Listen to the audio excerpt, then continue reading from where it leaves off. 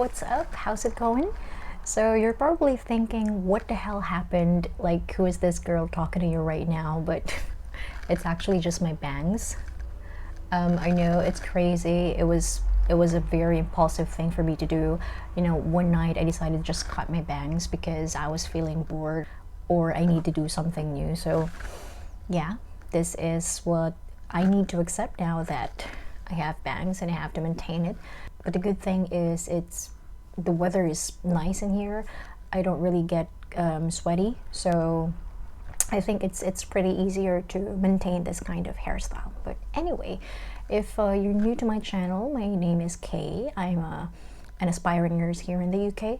So if you want to know more about me, then maybe you can watch some of my videos or continue watching.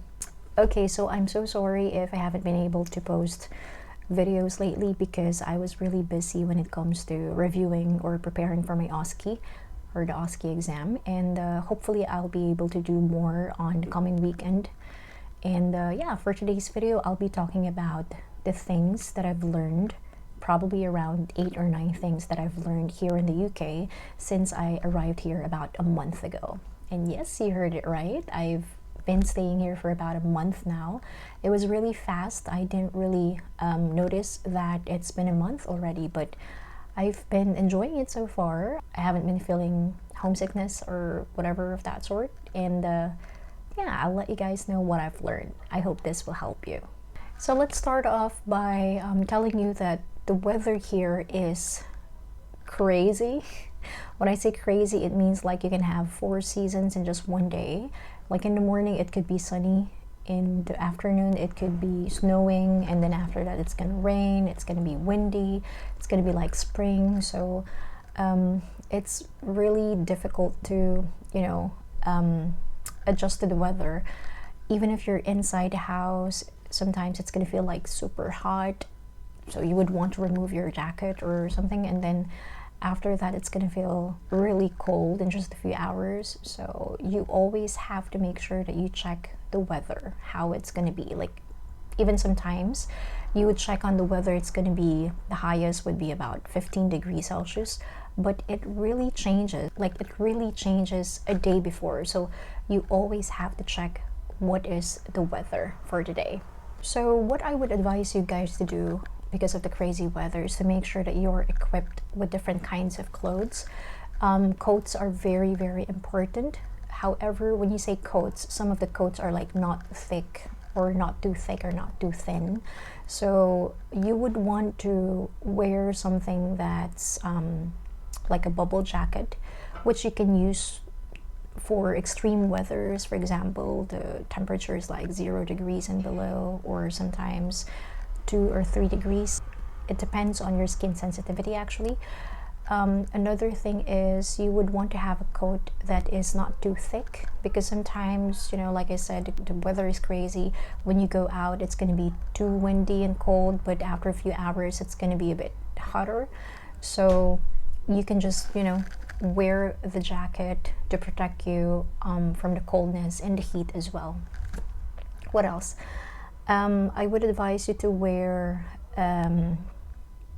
sweaters inside. So aside from the coat, you also have to bring or buy from here either the thick ones or the thin ones, because you really have to guard the weather in here. So yeah.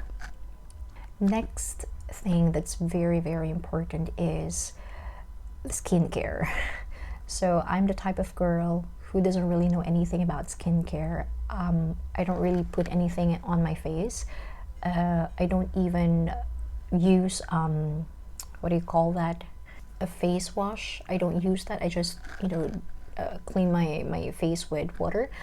But when I came here, I realized that it's really important to take care of your skin, not just because for the sake of it being important, but because of the weather. So my skin became very dry when I started to come here. I've been using this, if you've seen my previous vlog, I've been using this lotion from Watson's. It's the moisturizing body lotion. So I got this because this was very cheap, Watson's, because they were on sale. And I didn't realize that there are different types of lotion, right? So when I use this, it actually makes my skin more dry compared to other lotions. So I decided to get another one, which was recommended by one of my friends, and it's Aveeno. So I stopped using the Watsons. This is what I've been using now for my skin, for the whole body. It's been doing a great job so far. It really moisturizes my skin.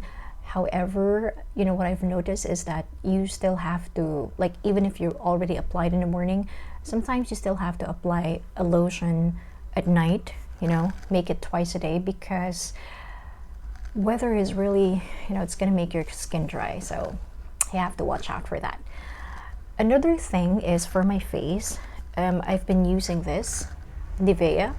This is a moisturizing cream as well, just for the face, and it really does help moisturize my face, because when you go outside, sometimes the wind is very strong and it's really going to crack your skin, so better to use this. But apart from that, I realized that I have to use a sunblock, right?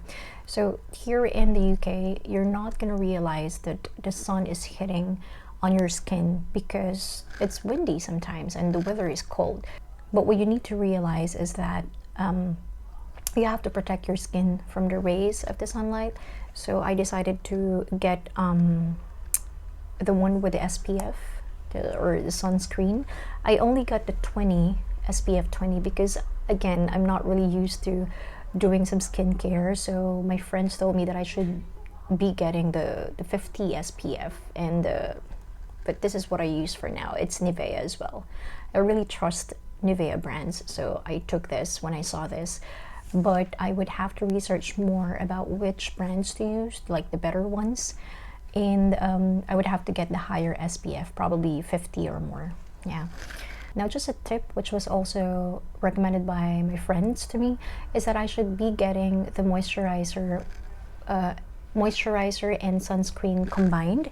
So, because again, right now I am using both, right? So instead of using two different moisturizing and sunscreen lotion, then you can just buy one, which is already combined. That way it would be easier for you to apply. It saves time and it saves you money as well. For that, I have to get back to you on which brand would be better for to use. Another thing that I've noticed here in the UK is that almost everything is cashless or contactless. So what do I mean by that? It means I always have to use my card and you know, to pay for everything. So for example, if I want to go to Starbucks and get a drink, then I need to just tap my card and it's going to be debited from my account.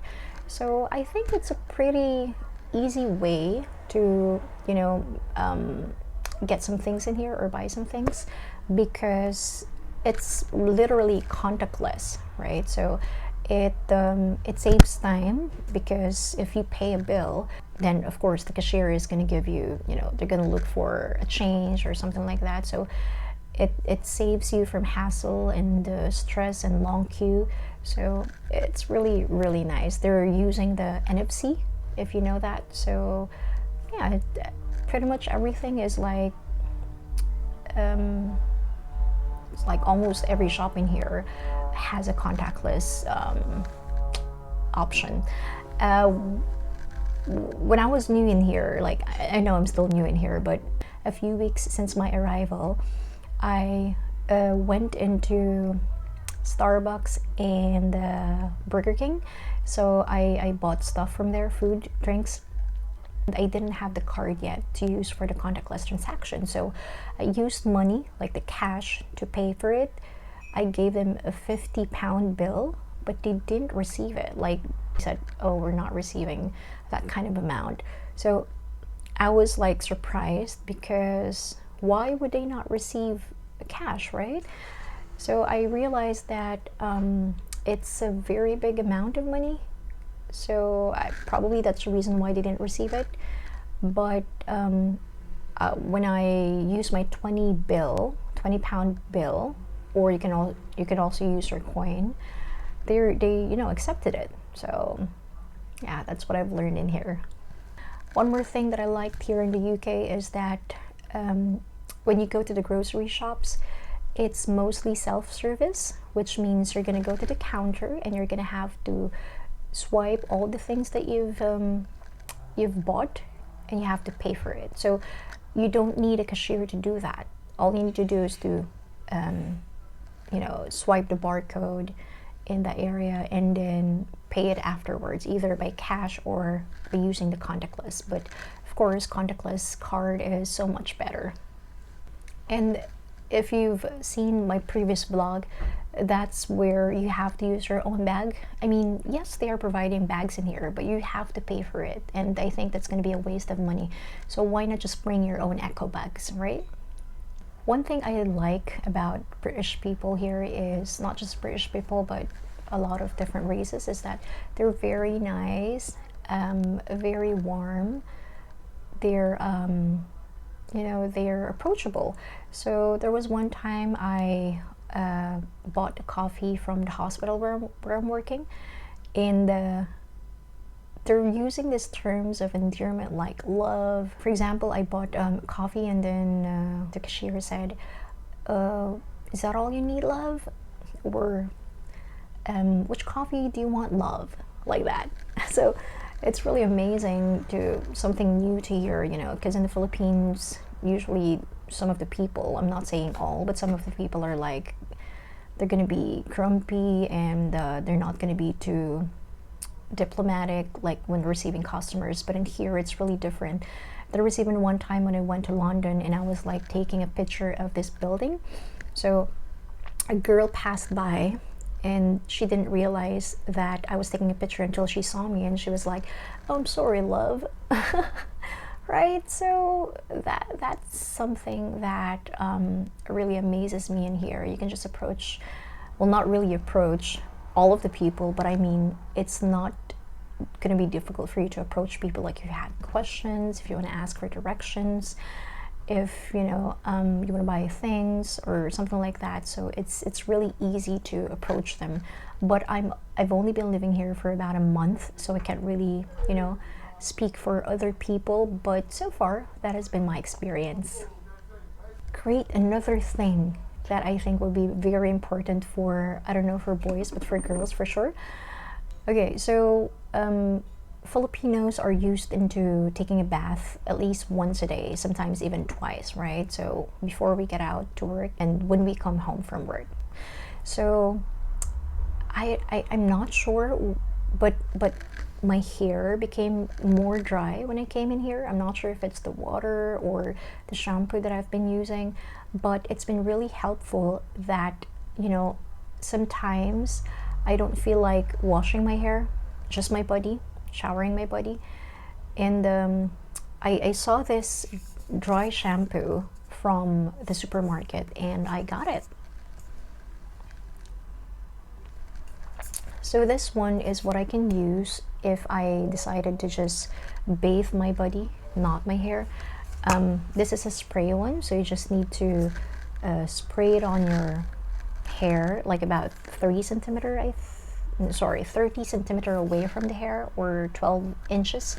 So you're gonna do that, spray it, and then you have to like clean it, or like spread the shampoo on the roots or in the roots.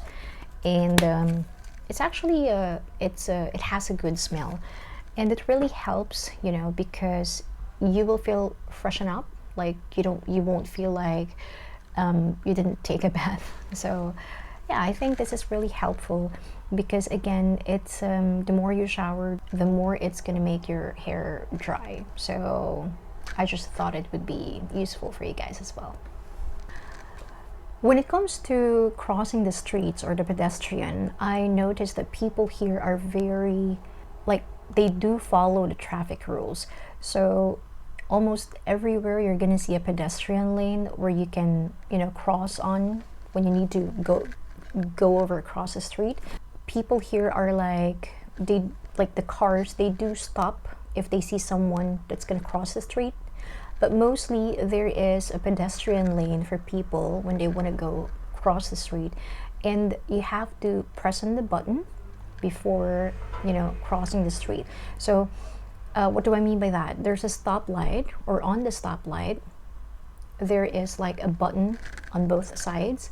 So before you cross the street, you have to press on that for, you know, the machine to realize that somebody's going to cross the street. And eventually, once it acknowledges that there are no longer any more cars that's going to approach the pedestrian, then, you know, it's gonna have a beeping sound and a light, a green light as well, an indication that you can safely cross the street now.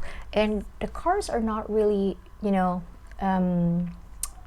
they're not going fast when they approach the pedestrian lane. So that's what I really like about in here. It's very safe for you to cross the street. The main public transportation here is, I would say, trains. Next is the bus. So it would really be handy for you if you're going to use your Google Map.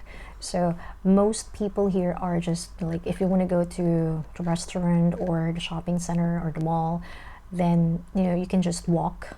About 10 minutes or 15 minutes of walk is not really that far in here. Again, probably because of the weather, because it's not humid in here, unlike in the Philippines, where if you walk for about only 5 minutes, you're gonna get all sweaty and really smelly. So in here, if it's like a 10-15 minutes walk, it's nothing. So yeah, a lot of people are just walking in here to transfer from one place to another. And you would have to use your Google Map for that, and it's really useful here in the UK. When it comes to the trains, you have to, well, it's a bit confusing at first, but when you know, once you get the hang of it, you're gonna start to understand how it works.